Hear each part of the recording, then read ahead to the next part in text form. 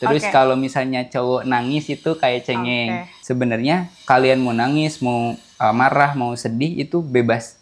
Tapi yang pasti pada tempatnya. Kalau misalnya kita tahu ada yang baper sama kita, ya udah kita kembalikan ke niat kita. Niat kita untuk membantu. Udah hanya sebatas membantu dia gitu. Tapi kalau sekedar tahu nih, kita tahu nih dia baper. Oh ya udah, cuek aja. Tapi ketika ada tindakan yang melebihi dari itu, contohnya dia confess ke kita, dia terus terang kalau dia suka karena kita sering ngebantuin lah, barulah kita buat boundaries di situ. Kita terus terang juga bahwa kita hanya sebatas membantu.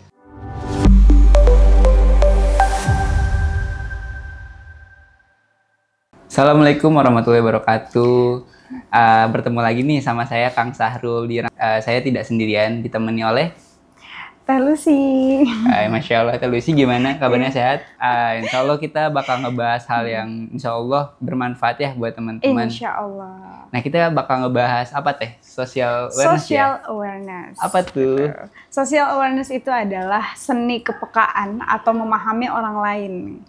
Social awareness sendiri itu kan dari bahasa Inggris ya Kang Syahrul ya.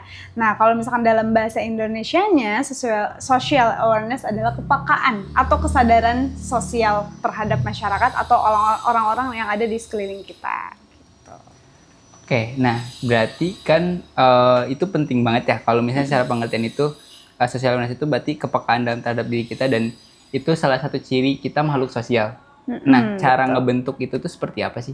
Cara ngebentuk social awareness? Iya, dan apa aja yang ngebentuk social awareness itu? Faktor-faktornya? Oke, faktor-faktor yang membentuk social awareness itu kan kayak kepekaan ya, kepedulian atau rasa merespon kita terhadap situasi yang terjadi di sekeliling kita gitu. Nah, bagaimana cara membentuk itu? Yang pertama, itu kita harus bisa memahami emosi orang lain. Tapi sebelum kita memahami emosi orang lain, kita harus memahami dulu nih emosi kita itu seperti apa. Jadi jangan sampai kita mencoba memahami orang lain, tapi kita tidak memahami emosi kita sendiri. Itu juga salah. Jadi langkah pertama untuk membentuk social awareness adalah kita paham emosi yang kita rasakan, baru kita bisa memahami emosi orang lain. Dan itu bisa masuk ke kecerdasan emosional. Betul. Nah, untuk secara pengalaman nih, Teteh ngukur kecerdasan emosional Teteh ini tuh cukup atau masih perlu belajar itu seperti apa? Kalau terkait cukup atau tidak cukupnya sebetulnya yang lebih konkretnya lagi ya, kita bisa tes ya sebenarnya, Kang. Karena itu masuknya ke ranah psikologi dong. Yang mana kita nggak bisa ngukur sendiri gitu. Kita nggak bisa ngukur sendiri gitu kecerdasan kita tuh sampai mana sih tolok ukurnya gitu. Kita bisa konsultasi dengan psikolog, dengan ranahnya gitu, dengan bidangnya gitu. Jadi kalau tapi kita juga bisa secara simpelnya ya, kita paham emosi kita itu seperti apa. Contoh kecilnya itu kita orangnya cenderung cepet marah misalnya. Kadang kan kita suka sadar ya, kalau kita tuh, oke, aku tuh orangnya emosian ya, awas ya, hati-hati ya, gak usah senggol bacok nih, misalnya gitu. Nah itu salah satu bentuk kesadaran kita terhadap diri kita, sisi emosional kita gitu. Tapi kalau untuk tolok ukur yang lebih detailnya, itu bisa kayak ukur Stephen, tolok ukur Stephen atau MBTI. Kalau MBTI kan lebih ke karakter ya. Cuman kalau untuk Stephen dia lebih dalam lagi. Dari sidik jari. Gitu. Dari sidik jari ini juga bukan ngasal, Kang. Jadi emang ada ilmunya juga. Iya. Dari Stephen ini kan dia ada 5 ya. Ada thinker gitu kan, tipikal pemikir. Terus juga ada sensing, terus thinker, terus insting, ya kan. Sama 2 lagi itu apa ya? Stephen intuiting ya, insting, dan itu kelima. Satu lagi feeling. Oh iya, feeling. Sorry, Stephen ya kan. Stephen itu sebenarnya 5 rumus itu, singkatan dari 5 rumus itu. Nah, kalau misalkan kita mau ngukur secara konkretnya dalam banget itu bisa ke psikolog atau tes Stephen tadi. Cuman kalau untuk kayak sekedar sadar kita tuh tipikal orang yang cepat marah kah atau dan lain sebagainya. Kayak entah itu emosional atau cenderung cuek, itu kan salah satu kesadaran terhadap emosional kita ya. Nah baru kita bisa ukur gitu. Masya Allah. Nah saya mau cerita dikit. Ada kayak pengalaman unik nih di masyarakat lah ya, fenomena sosial bahwasannya kayak orang marah itu kayak konotasinya negatif. Terus kalau misalnya cowok nangis itu kayak cengeng. Nah saya tuh ada nih bacaan menarik bagi saya ini dan ini ngerubah pola pikir saya. Nah, sebenarnya kalian mau nangis, mau marah, mau sedih itu bebas. Tapi yang pasti pada tempatnya.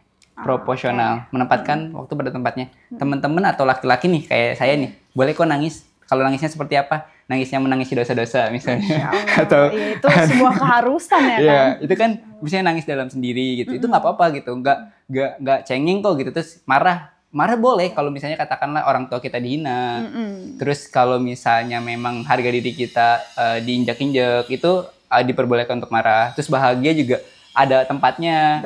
Nggak orang lagi sedih bahagia gitu. Iya, benar. Jadi apapun rasa yang teman-teman alami selama itu pada tempatnya dan pada porsinya itu masih dalam batas yang wajar, karena kan zolim itu adalah tidak menempatkan waktu pada tempatnya dan adil itu menempatkan sesuatu pada tempatnya. Nah itu bisa masuk ke yang tadi teh yang bahwasannya gimana sih cara ngukur kecerdasan emosional. Salah satunya mungkin kita bisa gak sih proporsional pada satu tempat cara kita ngerilis emosi kita gitu. Nah itu mungkin selain tadi yang lebih teknis ya ke psikolog, secara sederhananya mungkin kayak gitu.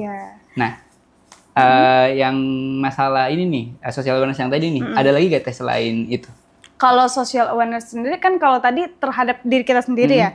Nah kalau ini social awareness itu lebih general. Dia lebih ke emosi kita terhadap orang lain. Jadi bisa dibilang cara seni kita memposisikan sebagai orang lain gitu loh.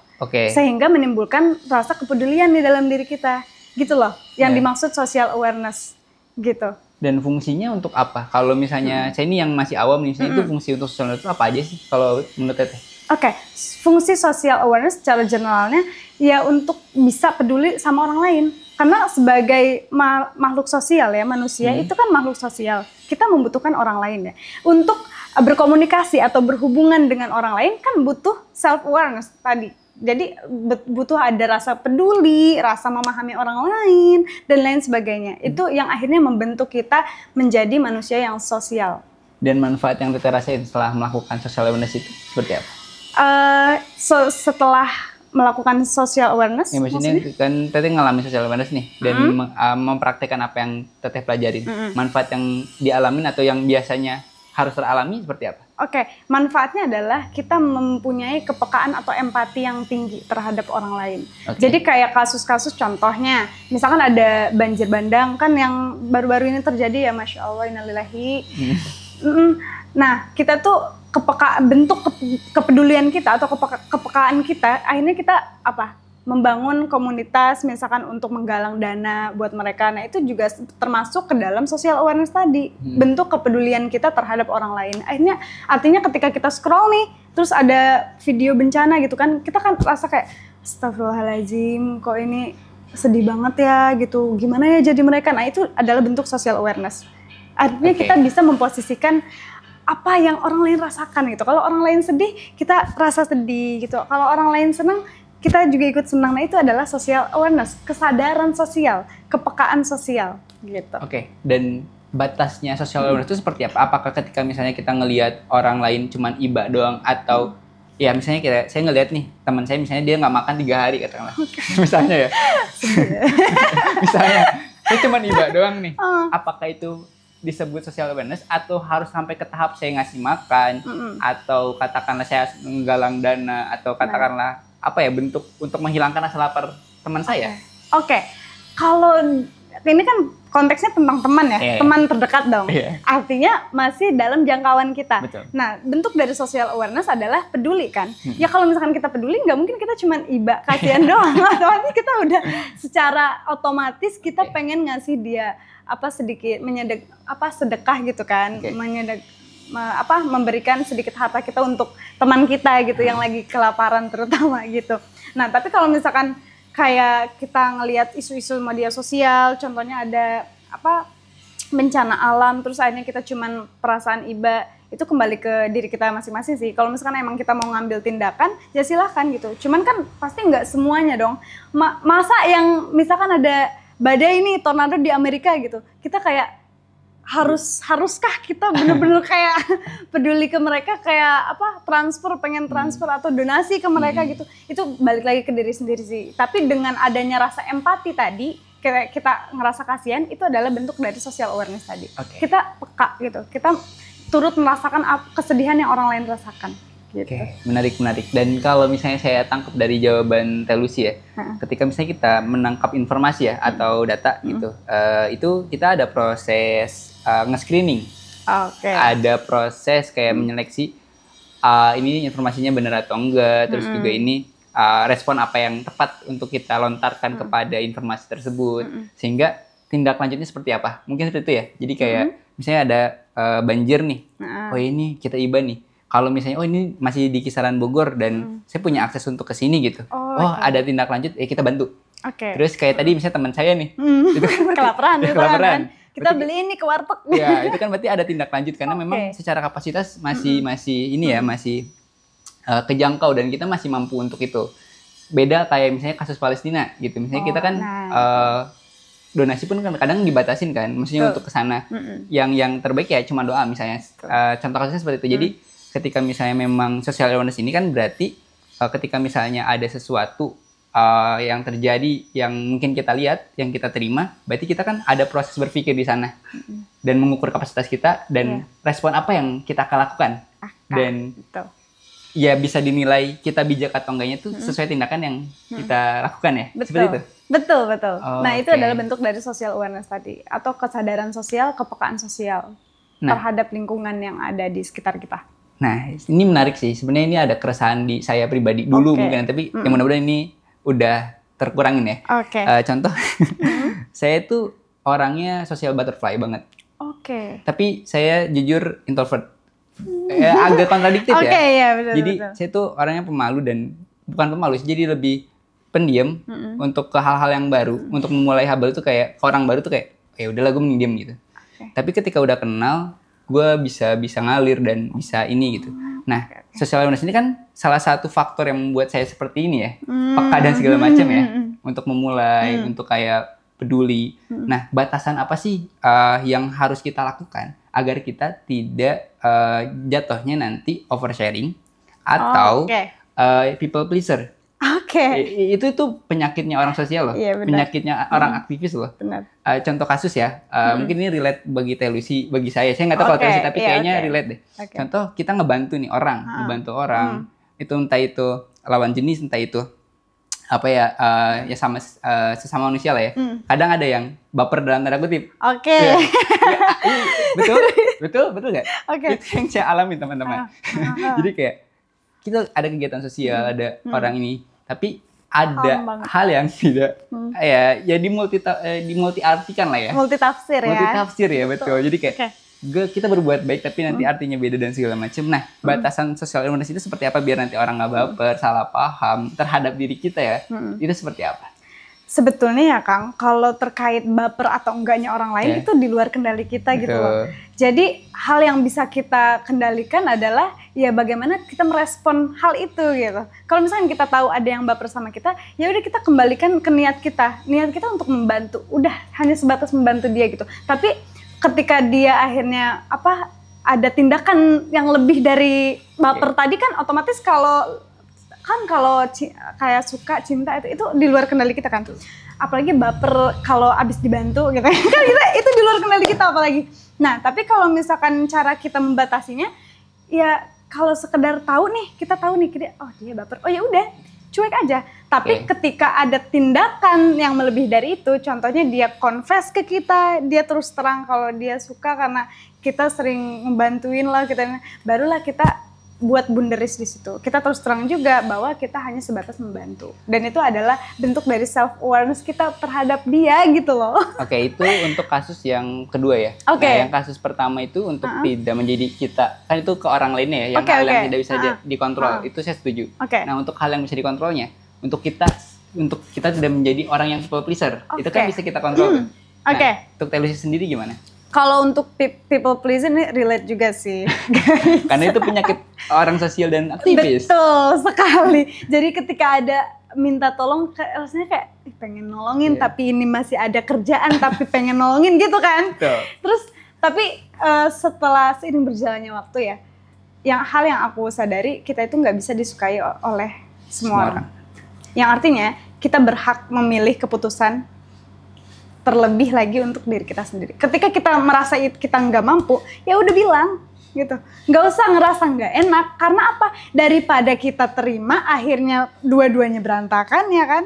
Yang akhirnya tanggung jawab kita tidak tertuntaskan dong. Amanah kita tidak terselesaikan dengan baik. Daripada kayak gitu, ya kan?